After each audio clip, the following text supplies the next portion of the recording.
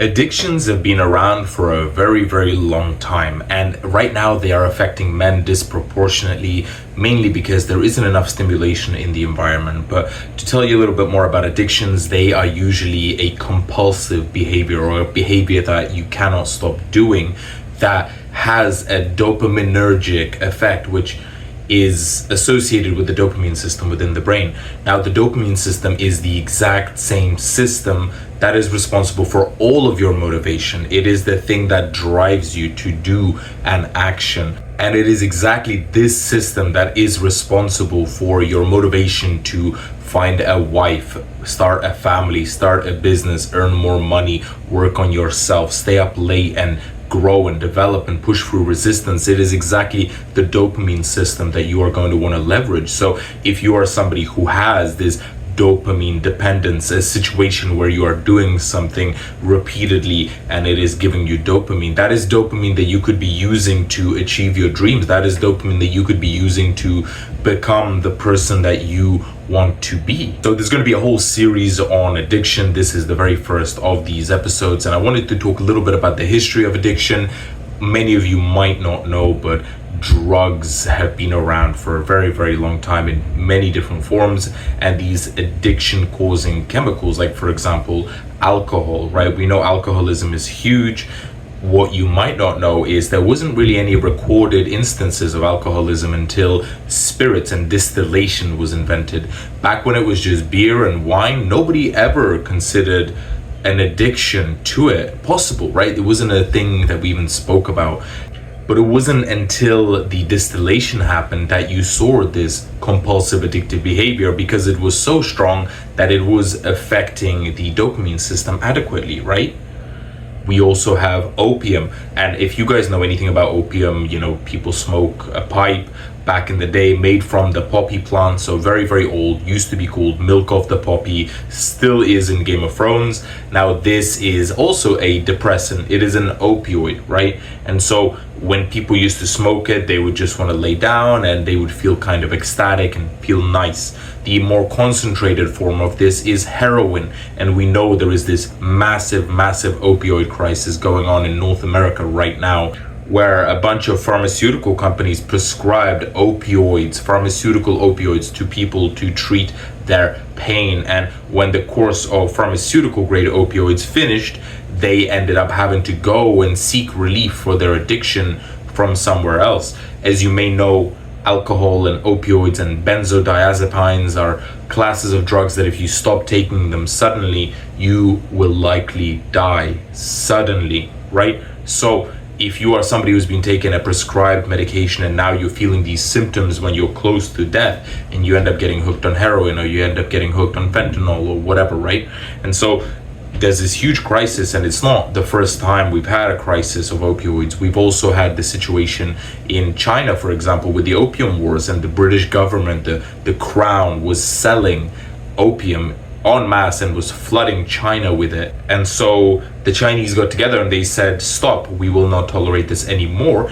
And then literally the companies came to the Queen of England, they said this, the Queen sent a bunch of warships, they bombed the absolute shit out of like Hong Kong and all that region, and then they took land for themselves to say, hey, if you ever don't take drugs again, we are going to be here and we're going to fight back. And so that's one of the reasons that places like Macau and Hong Kong are or were UK owned by the British Crown, simply because of these opium wars. We have also had the rise of caffeine addictions, right? Most people in the world today are a caffeine addict because it is so commonplace and it is so harmless in the eyes of society that almost everybody drinks a cup of coffee or a cup of tea every single day, or maybe it's yerba mate, or maybe they're drinking cacao, but all of it inevitably is caffeine. And if you've ever tried to quit coffee, caffeine addiction withdrawals are like so painful. There are these headaches, blistering headaches of oxygenated blood returning to your brain and your brain not knowing how to deal with it. So that means that when you're drinking coffee, it is constricting your brain capillaries, your brain blood vessels, and less oxygenated blood is being able to come in. And so when it's relaxed and dilated, all of this blood comes rushing back in and you get the worst headaches ever. And so caffeine addiction is very real, but caffeine came from the New World, from these plantations during the colonial times, and then it was given to the masses in the UK and all over Western Europe in these coffee houses where intellectuals and artists would rub shoulders and have these amazing conversations. And imagine that, the first people ever drinking coffee and just not being able to stop talking. I feel very validated. Coffee originally actually came from Ethiopia, from Africa, and it was first cultivated by the tribes there that made these pellets of crushed beans, and then the Arabs took over and they created Turkish coffee. But the coffee we have now inevitably all came from the New World, from plantations in Central and South America set up by colonists. And with that, in the same time scale, they also introduced tobacco and nicotine, another highly addictive substance, and also sugar. Sugar plantations was the whole reason for the slave trade. And so these companies have been rooted in these industries for so long that it's a commonplace staple of everyone's diet. Sugar, think about it. We don't even think about it like a drug, but think of you when you're eating cake, when you're eating a chocolate bar, when you're adding sugar to a drink. You are doing that because you're expecting a feel-good reaction, right, which sugar gives you. And it's the same kind of feel-good reaction that cocaine gives you. It's the same feel-good reaction that you get from any addictive substance. It increases dopamine, and you begin wiring this activity of eating sugar with your dopamine system, your motivation system. You start being more and more motivated to have more and more sugar. But because these corporations have been around for so long and they're so well rooted in our economies that nobody can say anything against them, tobacco went down, but still everybody smokes. Coffee once or twice got attacked, but they wriggled out of it to the point that nobody can touch them now. The sugar industry is rampant. Look at diabetes, look at obesity. No one's doing anything about it because the government is in these lobbyists' pockets. And so the government doesn't have your best interests at heart. You being addicted to something is actually profitable for them. So as well as the actual chemical itself being addictive, there is also a psychological element to it, right? So when you think about these stories of these Vietnam War veterans returning to their families, and in Vietnam during the war, they were just addicted to heroin, daily users of heroin. Everybody was, it was rampant in the forces at the times, but almost every single one of them who came back to their family, to their home, quit immediately and was able to just never touch heroin again, right? Isn't that crazy? How is that possible? There's another story of something called Rat Park or Rat Land or Rat World. I don't remember the name, but this scientist once got some rats and he put them into a cage and he gave them 2 bottles, one with water and one with cocaine water. So regular water, cocaine water.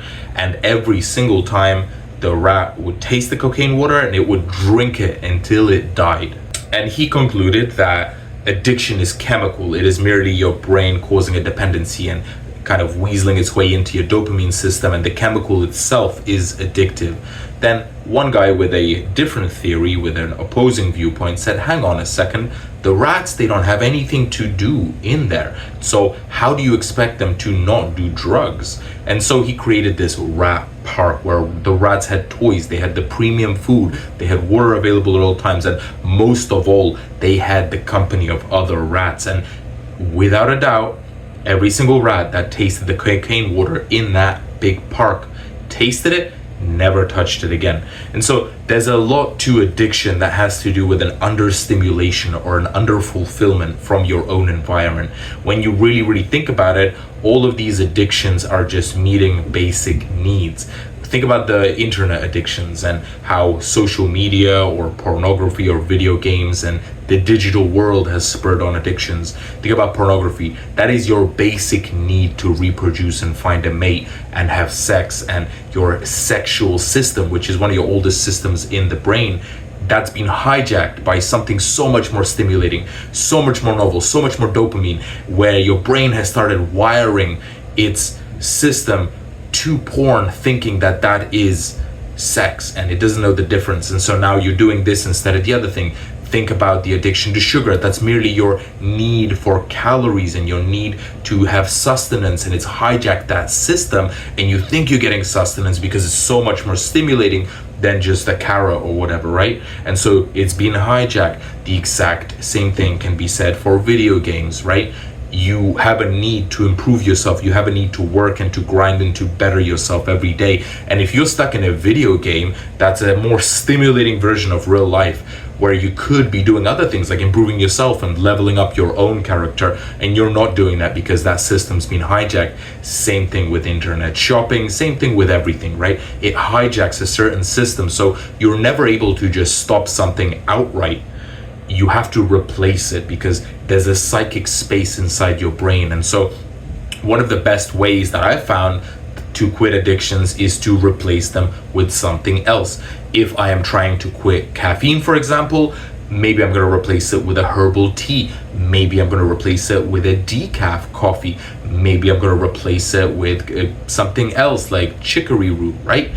Just something similar that imitates. So maybe I'm just going to drink water where I would normally have drank coffee, and I'm trying to retrain that part of my brain. If I had a pornography addiction, I would spend that evening time going out and meeting girls. I would buy a phone that is a basic phone and not a smartphone, and I would just use that instead so I wouldn't get distractions. Maybe there would be another way for me to replace that behavior with meeting quality friends and growing. But there's a lot of ways that you can shift the behavior and stop those triggers. Now, those triggers are something that is known as cognitive behavioral therapy, CBT.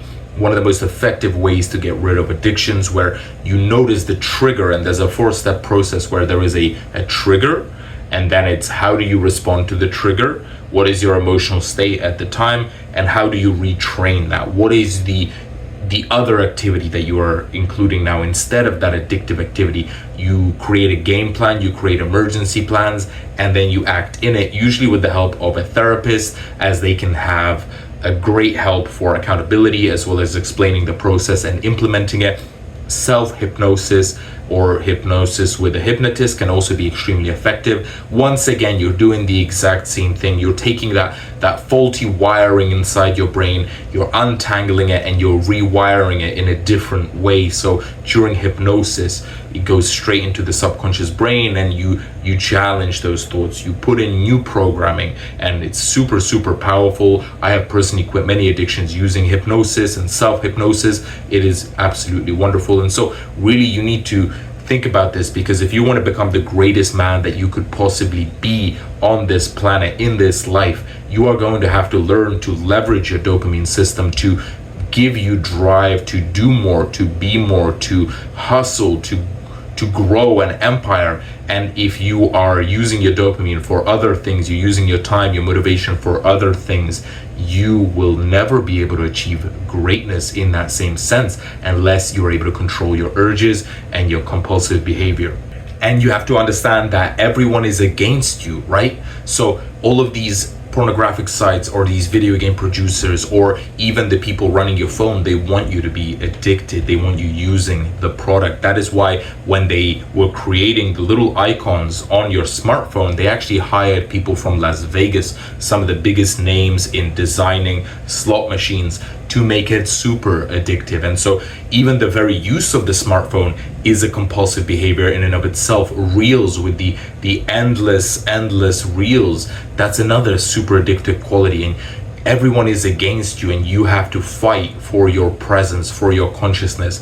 Meditation or mindfulness practice is something great that gives you a bit of space between you getting the urge to do something and getting triggered and then you doing it. Meditation will give you a space in between those two where you're able to go, maybe I don't want to do this. And then that's when the cognitive behavioral therapy kicks in. So a lot more videos about this kind of stuff. Gonna tackle each addiction with its own videos. So stay tuned for that, guys. Thank you so much for listening. Take care.